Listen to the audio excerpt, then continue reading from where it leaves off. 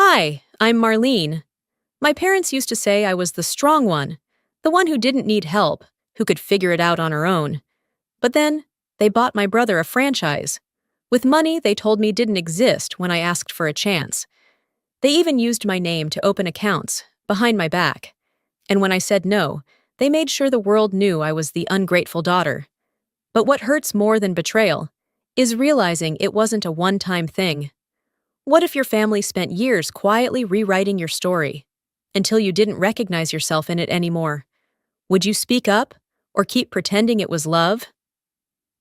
I was sitting in my parents' living room, sunlight falling in from the half-closed blinds like it always had. Soft, scattered, making everything feel deceptively peaceful. I had rehearsed what I wanted to say at least 50 times on the drive over, but nothing prepared me for how quickly my voice would feel useless once I was there. I've been working on a proposal for a boutique consulting firm, I began, keeping my tone measured. Small business clients, mid-market strategy, something I know I can make work. I just need help with the startup costs, not a loan, a backing. My mother didn't even look up from the rim of her coffee mug. "You're strong, Marlene," she said with that kind of smile that stretches but doesn't warm. "You don't need us for this. You've always figured it out. Your brother, he's different. He needs structure, support. You need to learn the hard way." The words didn't surprise me. Not really. But they still landed like they were aimed. Velma had said variations of that sentence since I was 12. The version where the hard way was character building, as if hardship were some twisted rite of passage handed down to daughters so they'd stop asking. I glanced at my father, Gideon, sitting across the room with his newspaper halfway folded in his lap. He didn't say anything. He never did in these moments. His silence was as consistent as the ticking clock on the wall behind him. The longer I sat there, the more invisible I felt, not dismissed, disregarded. They hadn't even asked to see the proposal. By the time I stepped out to the porch, my chest was tight, like my ribs had forgotten how to move. I rested my hand on the railing, took in the same street I grew up on, and just like that, the past found its way back. It was summer. I was 10. The driveway had been burning hot under my bare feet as I watched Dorian unwrap the red bike we had both asked for. I had begged. For weeks. We both needed a way to get to school, but I was told girls should walk. That bikes were for boys who'd grow into men who'd need to learn mobility and independence. I would, Velma assured me, one day marry someone who had a car. So what was the point? That afternoon, I walked behind Dorian as he sped off down the road with a grin so wide it nearly wrapped around his head. He didn't even look back. I walked for the next 3 years. That bike sat in the garage most days after the first month. Flat tire, broken chain, whatever excuse it needed to turn into rust. Just like the promises they made. To be fair, to treat us equally, to care. Back in the present, I stepped into the kitchen to rinse a glass. The sun had shifted, casting shadows through the trees outside. Gideon was still in his chair, flipping through another page of the paper like nothing in the last hour meant anything at all. "So?" I asked, not bothering to soften my voice. "Dorian screwed up again?" He nodded without looking at me. "It's harder for him, Marlene. He wasn't built for the hard way like you were." That's what they always said when he failed, that he needed grace, that life had been unfair to him, that he hadn't been ready. But me? I'd been born ready, apparently. I didn't respond. I didn't argue. I just rinsed the glass slowly and placed it on the drying rack, like that conversation hadn't just confirmed everything I'd feared for years. It was never about fairness. It was about where they thought the value lived, and it had never lived in me. Later that night, I sat in my car, parked in the driveway for longer than I needed to. Engine off, hands on the steering wheel, breathing in and out like I was trying to prove to myself that I still had control. I wasn't crying. I wasn't angry. I was done. This wasn't the first time they chose him, but it would be the last time I let them make me believe that wasn't a choice. Some people grow up learning how to belong. Others, like me, learn how to disappear without ever leaving the room. The irony? That red bike never went anywhere. Just like their hope that I'd eventually fall in line stayed exactly where they left it, sitting in the garage, collecting dust. The sound of my turn signal echoed in the quiet cabin of my car as I merged onto the freeway. I wasn't sure where I was headed. Home, probably. But I wasn't in a rush to get there. Not after the conversation that had just gutted whatever scraps of expectation I had left for my parents. I pulled into a gas station to grab something cold. I needed a break from thinking, needed air, needed anything but more silence. Back in the office the next morning, I slid into the break room, hoping for a little mindless chatter, maybe a coffee refill, nothing else. But instead, I caught my colleague Josh scrolling through a local business blog. "Hey," he said casually, "isn't your brother Dorian? He's in this article. Says here he just launched a gourmet chicken franchise out near South Park." I blinked once, twice. My hand hovered above the coffee pot like my brain was buffering. "What?" I finally asked, even though I heard every word. Josh turned the screen toward me. There was Dorian's name in bold, beside a press photo of him cutting a ribbon, with both my parents flanking him like proud campaign donors. The headline read, "Local Family Invests in Son's Franchise Dream." I didn't say another word. I nodded and left the room. The hallway outside suddenly felt too narrow, like the walls were folding in on me. I pulled out my phone and searched the article myself. There it was again. The same names, same smiles, same caption. "Proud to invest in the future of our family name." Funny. When I had pitched them my business plan 6 months earlier, they told me they couldn't afford to help anyone right now. That they were tightening up, being cautious. That I should take it as a compliment, because I was independent, because I didn't need anyone. But clearly, they had the money. And clearly, they had a favorite. The anger didn't come all at once. It trickled in slowly, like a faucet you don't realize is leaking until it soaks the floor beneath you. Later that week, while organizing some old files on my laptop, I stumbled across a folder labeled NYC Internship, 2014. I hadn't opened it in years. Inside was a saved email thread. Back then, I had received an unpaid internship offer from a human rights nonprofit in Manhattan. It was a golden opportunity. Prestigious, promising, a foot in a door I had dreamed of walking through. I had emailed Mom that night asking for $1,500, just enough to cover the deposit on a sublet and train fare. Not a gift, just a hand to steady me. She replied the next morning, "If you can't make it on your own, maybe you're not ready. Life doesn't hand you comfort, it hands you tests. Learn to stand before you try to run." I never replied, never asked again, and I turned that offer down like I wasn't grieving it. But the truth? That email sat like a stone on my chest for years. Scrolling Facebook one evening, I caught sight of a new photo uploaded by my cousin's wife. A dinner party, long table, string lights, dressed-up plates. I spotted Dorian first, then my parents, then neighbors from the old block. They were celebrating his new venture. There was a caption, "A night to honor Dorian's next big step. Couldn't be prouder of this family." My name wasn't in any tag. I hadn't been invited, hadn't even been told it was happening.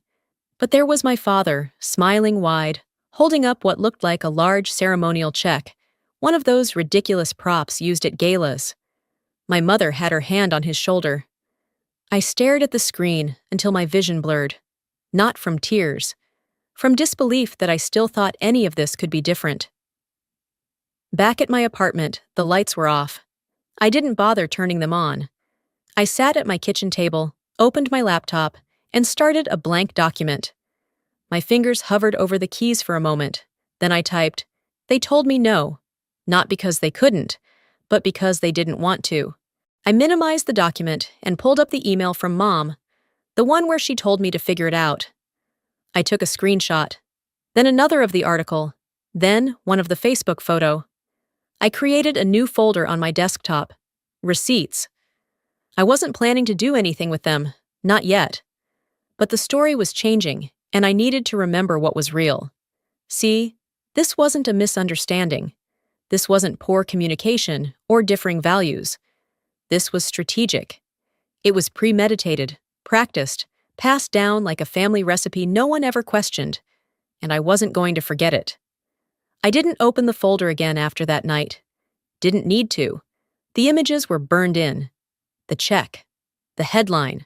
The look on my father's face like he had just passed down a legacy. 3 days later, on a Friday, I was sitting at my desk finishing up quarterly reports when my phone buzzed. Voicemail from Velma. Her tone was clipped, not cold, just businesslike, the way she always sounded when she was about to say something manipulative and pretend it was affection. Come home Sunday for dinner, just us. Your brother will be there. He wants to thank you. There was no mention of what I had done to warrant thanks. No sign this was meant to be anything but another setup. But I saved the voicemail anyway, because instinct told me I might need it. I stared at my screen for a few minutes after, running over the invitation again and again in my mind. The last time I'd sat across from them, I walked away feeling like an outsider in my own family. And yet, a part of me still wondered, stupidly, if this time might be different. I didn't believe it, but I needed to see it play out, if only to stop myself from imagining any alternate ending. Sunday came faster than I expected. I left my apartment early, telling myself I'd only stay an hour, maybe 2. Charlotte hadn't changed. Same trimmed hedges, same forced pleasantries on front lawns, same uneasy familiarity. I parked by the curb and sat for a minute before heading to the door. The porch light was already on, though it wasn't yet dark. When Velma opened the door, she didn't hug me, just nodded and said, "We're starting soon, come in." Inside, the living room had been rearranged. A rented dining table extended across the space, set with candles and wine glasses. There were people I hadn't seen in years. Neighbors, a few folks from Dorian's college days, even a local news anchor. I realized then it wasn't dinner. It was a celebration. A table card labeled "Reserved for Investors" sat dead center. My name wasn't anywhere. Velma handed me a plastic plate. "There's seating over by the hallway. We ran out of chairs." No apology. No effort to make it less awkward. I carried the plate like a waitress at someone else's party and sat on a folding chair between a potted plant and the coat rack. From there, I watched Dorian make a toast with our father beside him, grinning like they'd just closed a billion-dollar deal. "Couldn't have done this without the people who believe in me," Dorian said. "Some folks in this room took a risk on me, and I won't let them down." Cheers. I didn't drink. After dessert and a slideshow of his entrepreneurial journey, people started mingling. That's when Gideon came over, all casual, like we were just catching up. "You have a minute?" he asked, already turning toward the kitchen. I followed, mostly to get away from the noise. He waited until the door closed behind us before he said it. "There's something we need to talk about. It's not about tonight. It's about what comes next." Here it was. Dorian's had some unexpected issues with the accounting side of the business, he continued, eyes avoiding mine. "Nothing catastrophic, just a bump. The bank wants a secondary signer to restructure the franchise loan. It's a technicality, you just need to—" "Use my credit," I finished. He gave a helpless laugh. "You've got excellent credit, Marlene. You've always been stable. This is just helping your brother clear a hurdle." Velma stepped into the room, like she had been waiting outside for her cue. "He needs this. You can do it. That's how families get through things, together." I took a deep breath, looked them both in the eye, and for once, I didn't blink first. "You invited me here to ask for a signature, not a seat, and that tells me exactly where I stand." Velma's smile froze. Gideon rubbed his forehead like I was giving him a migraine. "She's being dramatic again," Velma said, turning away. "This isn't about favoritism." No, it never was. It was about convenience. I left before anyone could notice I was gone. Didn't bother saying goodbye. The night air felt like a relief, like stepping out of a room with too many lies and too little oxygen. The drive back took longer than it should have. I took the long way, past the school I used to walk to, past the grocery store I'd worked at weekends, past the garage where that red bike had stayed untouched for years. No music, just the wind and the hum of the tires. I didn't feel hurt, I felt clarity. They hadn't changed. I had just finally stopped translating their actions into something softer. I wasn't going to argue anymore. I wasn't going to beg them to see me. They made it clear. They fed him steak and poured wine for his future. I brought my own water and left with my dignity. I slept hard that night. Not the peaceful kind, but the kind your body forces when it's exhausted from staying polite too long. I didn't dream, and when I woke up, the sunlight was already pouring in. My phone had 5 missed calls. 3 were from Velma, 1 from my father. The last was unknown, probably her calling from the landline for emphasis. I let them go to voicemail. The first one was short and sweet. "We love you, Marlene. Just think about it, okay?" The second one had more bite. "If you're going to throw away everything we built as a family, that's on you." And the last? It stung in the way only Velma could manage. "You've always had a problem thinking you're better than us. Maybe that's the real issue." I played them once, saved them, then tossed the phone across the couch. I didn't need more of the same. What I needed was a reminder of why I had said no in the first place. I went to the hallway closet, pulled out a box I hadn't touched since moving. Inside was the notebook, old, soft at the corners, full of coffee stains and hopes that didn't make it past senior year. I flipped through pages filled with late-night ideas, sticky notes with questions I never asked anyone, graphs drawn in pencil that had faded but not disappeared. Then I found it. Family-owned hospitality model. My name in the top corner. Date: March 14th, 2015. The outline, the projections, the brand identity work I'd done between bartending shifts and econ exams. The same model Dorian was now bragging about on a podcast I hadn't even known existed until last night. I'd been at a networking mixer when I overheard it. Some guy in a blazer talking too loudly to impress the woman beside him had pulled up a clip on his phone. "My franchise is based on a model I built from scratch, targeting family-centric loyalty," Dorian said through the phone speaker. My stomach didn't drop, my chest didn't tighten. That would have been too generous. Instead, I felt cold. Not surprised, just confirmed. Word for word. He didn't even change the tagline. I watched them all laugh at his entrepreneurial spirit. None of them knew they were praising something stolen. Worse, I didn't even think he knew it was mine. That's how deep the dismissal went. They hadn't just taken my work. They'd passed it off as his because, in their eyes, I didn't own it in the first place. That night, I poured a glass of water, set it on my desk, and called my father. He picked up after 2 rings. "Mar," he said, like nothing had happened. "You okay?" "No," I replied, "but I'm getting there. Did you read the cover page before you gave him that business model?" He paused. "Too long." He needed something to pitch with. You were already stable. He wasn't. We just wanted to give him a chance." "You gave him my chance," I said, calm but exact. "You used what I built to save his face, and now you want to use my silence to keep it all neat. I'm done with neat." He sighed. "You always make things more complicated than they have to be." No, they just hated when things became honest. After we hung up, I pulled out my scanner. I digitized the original notebook page, attached timestamps, watermarked it, and uploaded a copy to my drive. I didn't plan on suing, but I wanted it saved. Real, mine. I printed a clean copy and slid it into an envelope addressed to a legal contact, someone I trusted to hold it for me if needed. They thought I was the backup plan. They thought if Dorian failed, I'd quietly step in, clean up, and be too tired to object. But I wasn't a fallback. I wasn't a spare tire in their trunk of regrets. Later that evening, I lit a candle in my kitchen. Not for ambience, but for control. I sat down, looked at my laptop, and uploaded the file to a public timestamp ledger. the kind used by small creators to protect intellectual property without a lawyer on standby.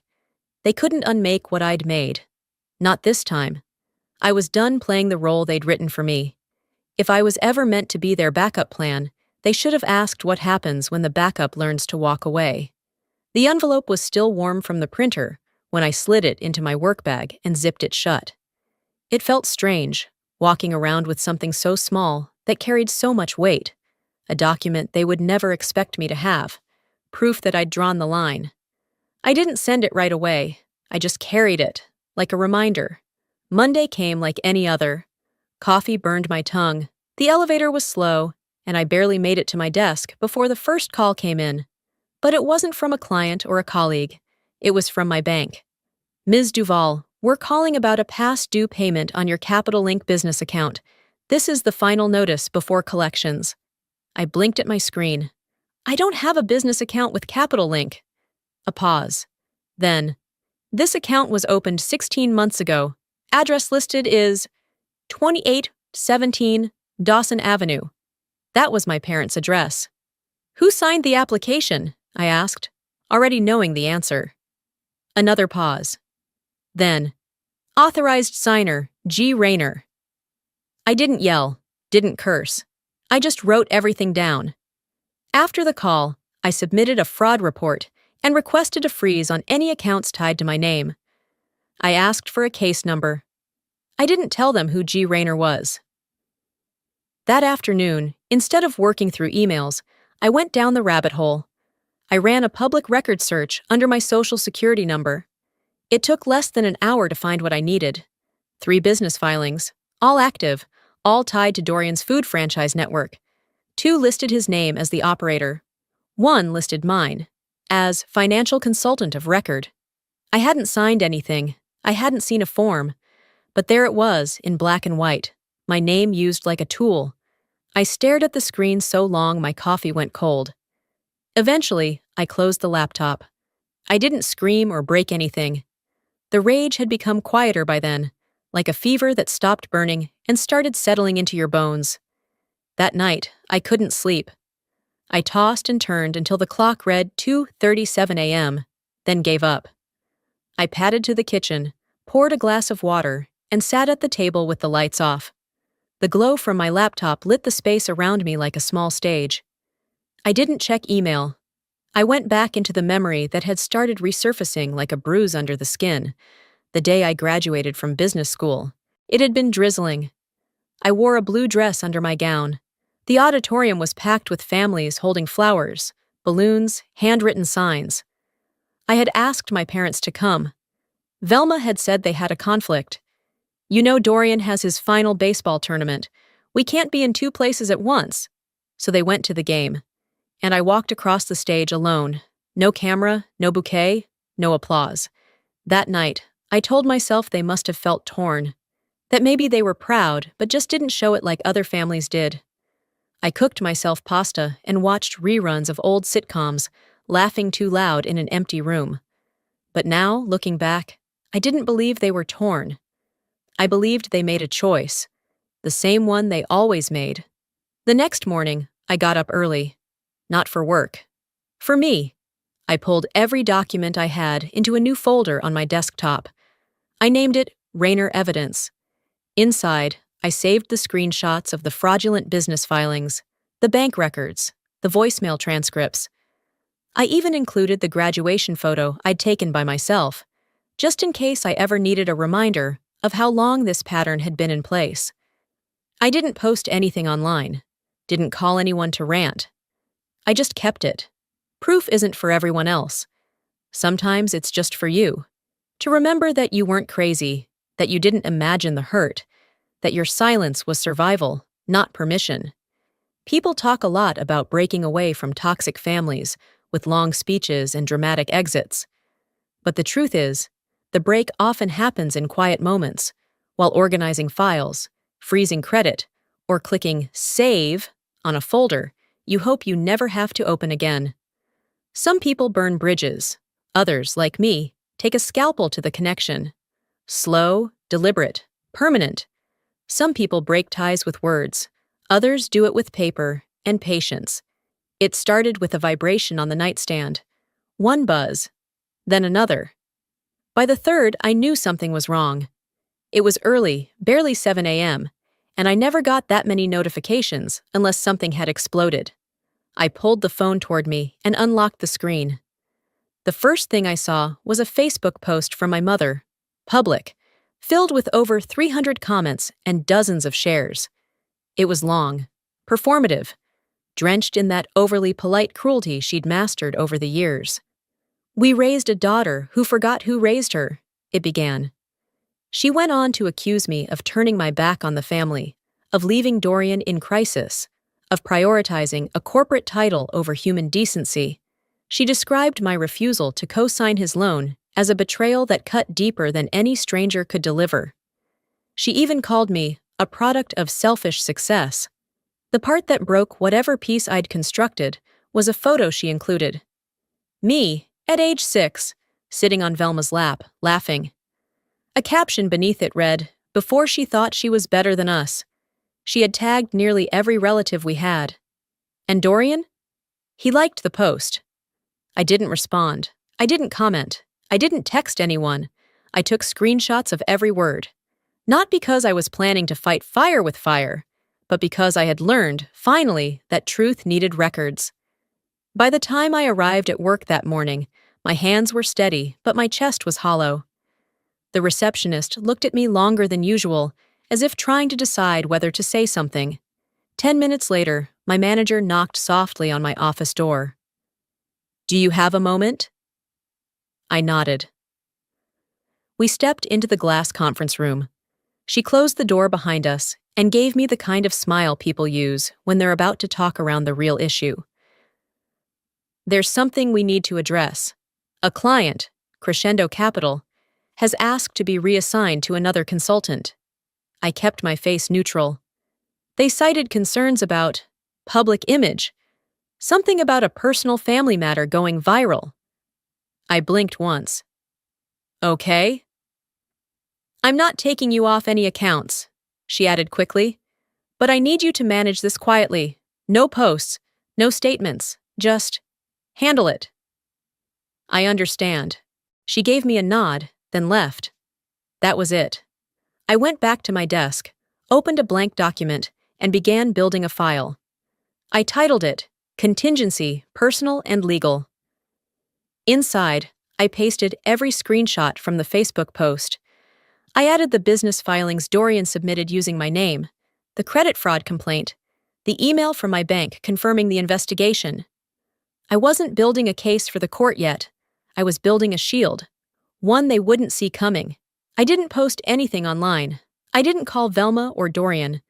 I didn't draft a paragraph of poetic justice, but I did send an internal memo to HR, complete with a timeline, supporting documents, and a short summary. If this ever interferes further with my professional standing, I'd like it known that I addressed it appropriately and quietly. That evening, back home, I set my laptop aside and stepped onto my small balcony. The air was cool.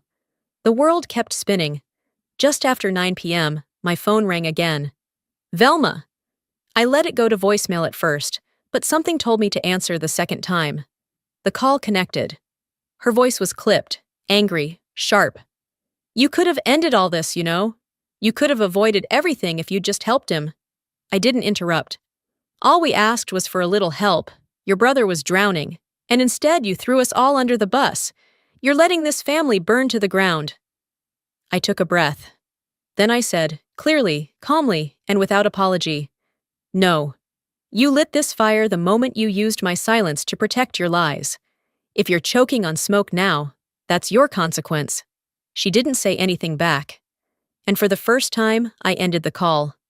Not with rage, not with begging. Just a fingertip on a screen, and then peace. If you make a woman choose between her dignity and her family's approval, don't act surprised when she walks away with both. After the call ended, I sat still for a long while, the silence of my apartment stretching thick around me. I didn't cry. I didn't pace the floor like I used to. I just sat, letting the weight of her words sink somewhere I wouldn't carry them anymore. The next morning, I walked into my lawyer's office in uptown Charlotte with a tote bag full of proof and a spine stiffer than concrete. The receptionist looked up and gave me a polite nod, but I could tell by her eyes she'd read something about me online. Didn't matter. I wasn't here for their opinion. I was here for precision. "You ready?"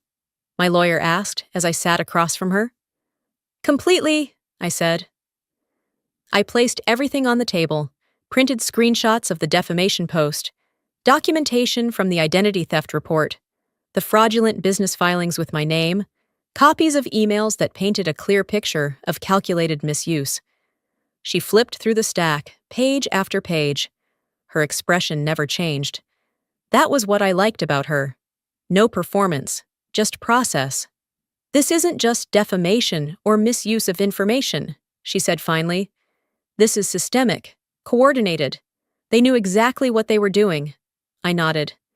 "Then it's time to draw lines they can't cross again." She laid out the plan. File for civil protection over my personal financial identity. Start an official fraud case. Notify the Secretary of State's office about the forged filings. Nothing dramatic, just facts. Clean, surgical, like removing a tumor. 3 days later, I got an email from my Aunt Cecilia, my father's older sister. We hadn't spoken in years. She'd always been quiet at gatherings, the kind of woman who watched more than she spoke. She invited me to her home, not a text, not a phone call, an actual handwritten letter on thick stationery, postmarked with intention. I drove out on a cloudy Saturday, past trees that had started to hint at fall. Her house was small, neat, filled with the scent of cloves and something baking. She greeted me at the door with a quiet hug and led me to the kitchen. No small talk, no ice-breaking, just tea, silence, and something heavy waiting between us. "I need to give you something," she said after we sat. She reached into a drawer and pulled out a large manila envelope. Inside was a notarized letter, a will, my grandfather's. It read in unmistakable handwriting, "My shares in the Boone property are to go to Marlene Leahy Duval, who stayed with me and never asked for anything. She is the only one who sat with me in silence and didn't need to be the center of the room to be the heart of it." I stared at the paper for a long moment. "You knew?" I finally asked, voice low. Cecilia gave me a slow nod. "Your parents were supposed to tell you. They didn't. I stayed out of it too long." "Why now?" "Because silence only serves the liar, not the lied to." She didn't apologize. I respected that. She wasn't trying to feel better. She was trying to make it right. 2 days later, I met my parents at their attorney's office. Neutral territory, round table, bottled water no one opened. Velma wore beige and that expression that always said, "We're the victims here." Gideon started, "Look, we all want peace. Let's not make this uglier than it needs to be." I opened my folder slowly and laid out the will first, then the credit fraud report, then the filings. I didn't speak until they had read enough to know what they were looking at. "You already made it ugly," I said, voice steady. "I'm just giving it structure." Velma's eyes flickered.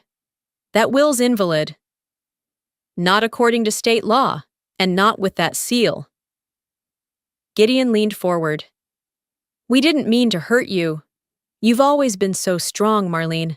We thought you didn't need all this." "You were wrong," I said simply. "And now I'm done cleaning up after your messes." I didn't yell. I didn't cry. I didn't beg them to understand. After I left, I went home and opened my laptop. I started drafting a statement. Not a rant, not revenge, just a timeline, a record. Because I was done letting them write the story and leaving me out of it. They called it a family feud. I called it correction. The kind only truth can deliver. The morning of the court filing, I stood in front of the mirror longer than usual. No mascara, no lipstick. I didn't want to look polished. I wanted to look like someone who'd endured and still showed up. I took a rideshare to the courthouse downtown. Left my car behind on purpose. I didn't want to fight with parking or show up flustered. I wanted quiet steps, intentional ones, the kind people take when they're not running from anything. At security, I placed my bag on the conveyor belt. The metal detector beeped, twice. The guard waved it off like he knew, like he'd seen enough women walking in with fire in their veins. Upstairs, courtroom 3 was half empty. No cameras, no reporters. Just a judge, a clerk, and a few rows of chairs, 2 of which held Velma and Gideon, both dressed like they were attending a retirement brunch. I didn't greet them. I sat alone, second row. When my name was called, I stepped forward. The filing wasn't dramatic, no gavel slamming, just paperwork. A request for severance of liability, my name formally removed from any future legal connection to the family trust, the business Dorian attached me to, and all linked corporate accounts. The judge reviewed the documents without much expression, then simply said, "Motion granted." That was it. No confetti, no apologies, just a stamp, a seal, a break. As I turned to leave, I passed by Velma and Gideon.